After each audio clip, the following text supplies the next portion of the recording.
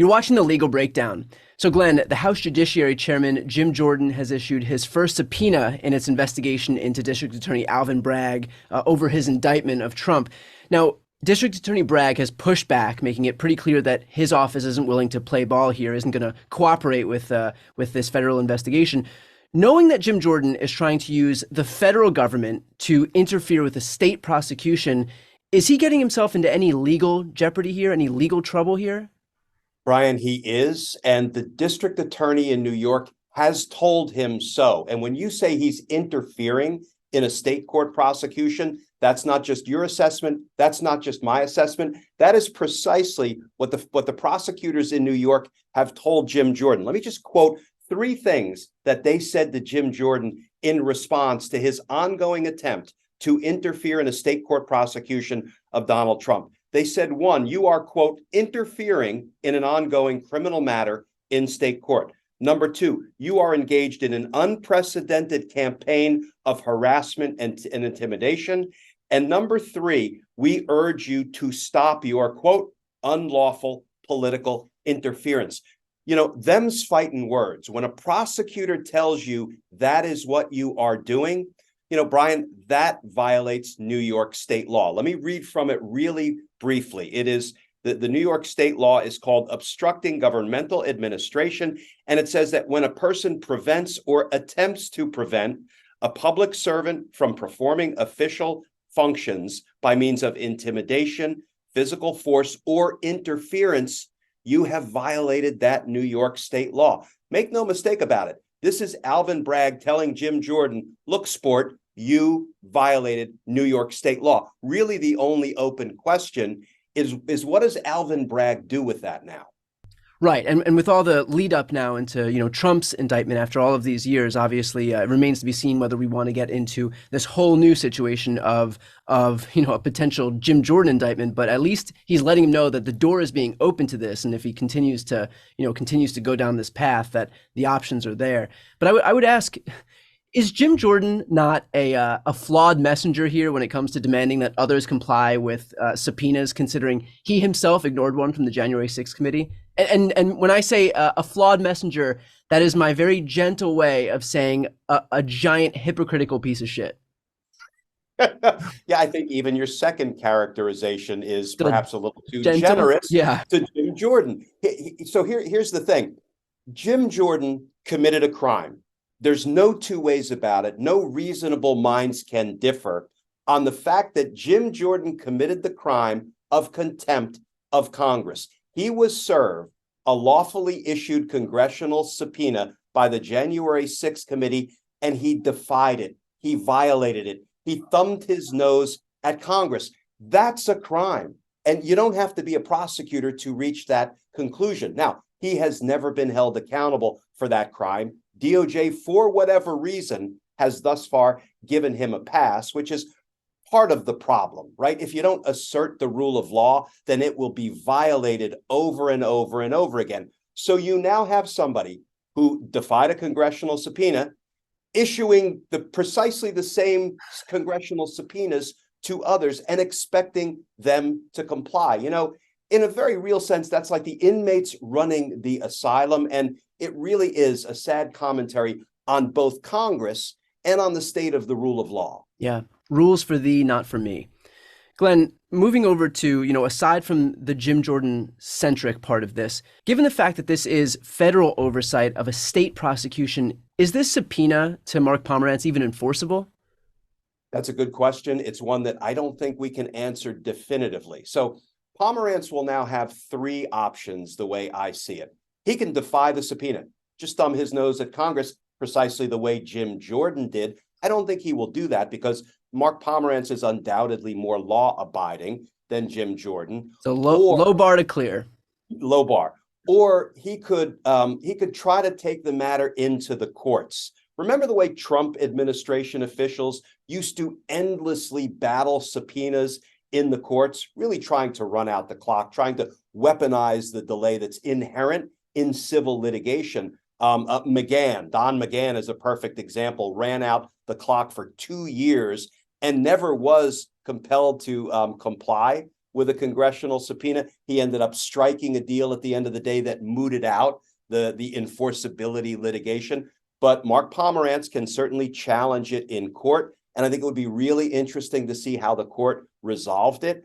I feel like it's a flat out violation of the 10th Amendment, which separates the powers that are enumerated to the United States, granted to the federal government, which are few, and the rights that are reserved to the states and the people, which are limitless. I feel like this is really an unconstitutional intrusion by Congress into uniquely state law enforcement matters. So I have a feeling if Pomerantz wanted to challenge this subpoena in the courts, he would have a good shot at having it struck down.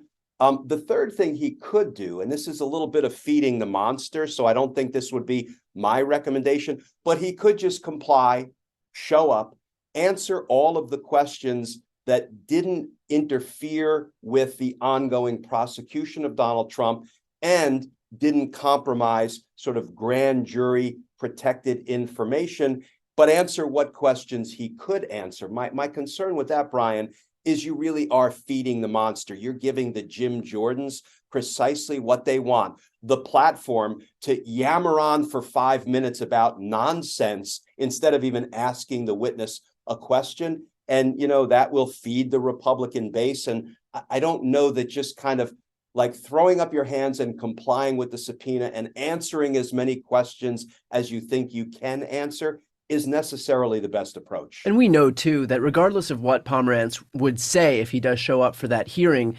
anything would be manipulated or deceptively edited, end up on right-wing media, and they would all, claim smoking gun.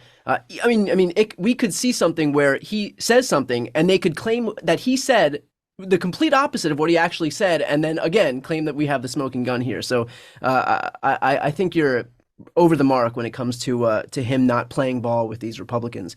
The subpoena is for Mark Pomerantz himself, who no longer works at the Manhattan DA's office. Can the Manhattan DA prevent him from testifying, or does Mark Pomerantz have full autonomy in determining whether or not he'll comply? Yeah, another great question. There are arguments on both sides of the coin. I would say the district attorney's office, Alvin Bragg, can't flat out prohibit Mark Pomerantz, a former prosecutor from that office, from testifying. He can certainly recommend lots and lots and lots of limitations on what Pomerantz can and can't say, but I don't think it would be wise for Alvin Bragg to just say, you may not comply, because that could look like you're beginning to obstruct a congressional proceeding. But he can certainly say, listen, you can't talk about anything that would compromise our pending prosecution against Donald Trump. You can't talk about anything that went on before the grand jury in the many months that you were involved in investigating Donald Trump's crimes in the grand jury. So I think he could give him lots of recommendations and limitations, but I think it would be unwise for a prosecutor to ever say, a state court prosecutor to ever say, do not testify, do not comply with a congressional subpoena. Yeah, that's fair. Glenn, I want to get your answer to a question that kind of simplifies everything that we're dealing with now. And you did touch upon this when you spoke about the 10th Amendment, but the government doesn't have the right to interfere with a local prosecutor who's doing his job and enforcing the law. So in any of this situation, whether it's going to be for Alvin Bragg in Manhattan or Fani Willis in Fulton County or any other local prosecutor who's enforcing the law, is it not a violation of the 10th Amendment for Congress to try to conduct oversight, or otherwise read as interfere, in one of these investigations? I would argue that it is a violation of the 10th Amendment. Here's the thing. When you violate the Constitution, that's not a crime. What do I mean by it's not a crime?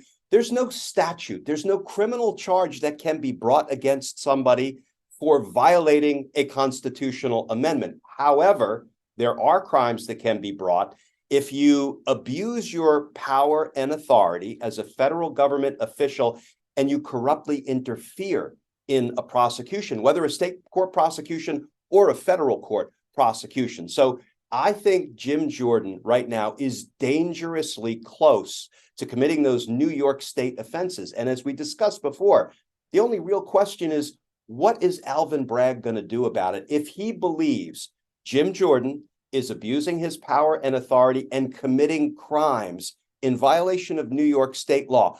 I know what I think the answer should be. If you commit a crime, you're charged, you're tried by a fair jury, and if you're guilty, you're held accountable. Look, for whatever reason, the Department of Justice gave Jim Jordan a pass when he was in contempt of Congress for violating a congressional subpoena. I hope Alvin Bragg doesn't make the same mistake and give Jim Jordan a pass. I know how politically charged it would be if a state court prosecutor brought a case against a sitting member of Congress. But if Jim Jordan went into Times Square and robbed a 7-Eleven, what would we want to see happen? We would want him charged. We would want him prosecuted, and we would want to give him a fair trial in New York. This is really no different than that. Right. Perfectly put. Glenn, let's finish off with this. Republicans are going to continue pressing this issue because they have to keep up the act that Bragg's indictment was illegitimate, because their first, second, and third priority is just protecting Donald Trump. Is there any ruling or any action here that would finally put this issue to rest, this oversight issue to rest? Or do we just have to resign ourselves to another 1.5 years of kangaroo hearings led by Jim Jordan, James Comer, and the rest of these clowns that make up this circus? Yeah, the thought of resigning ourselves to that is exhausting. Of course, the thought of having to fight this in court day after day after day is equally exhausting. But I think it's the right thing to do, because I think if Pomerantz takes this into the courts, challenges this subpoena as a violation of the 10th Amendment, as an abuse of congressional power, and as interference in a state court prosecution, and wins that challenge, that will go a long way to tamping down the Jim Jordan clown show. And I think that will cut back the number and nature of subpoenas that even the Jim Jordans of the world will feel comfortable issuing. Copy that. And obviously, for anybody watching, as soon as we have any movement here in terms of what Mark Pomerantz decides to do, whether it's to comply, to ignore, or to fight this in the courts, we'll make sure to keep you up to date on that. So follow both of our channels. The links are right here on the screen. I'm Brian Tyler Cohen. And I'm Glenn Kirshner. You're watching The Legal Breakdown.